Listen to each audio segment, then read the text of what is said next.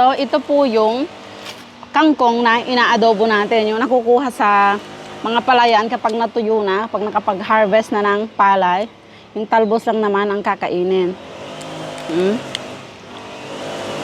Sausaw natin ganyan. Wait, I'll prepare my chicken first. Sausaw ang chicken.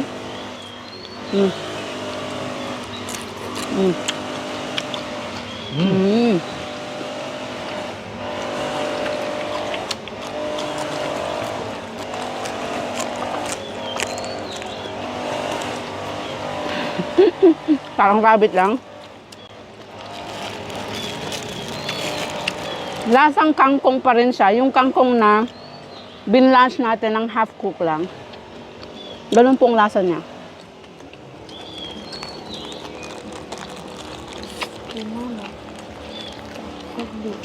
Sarap?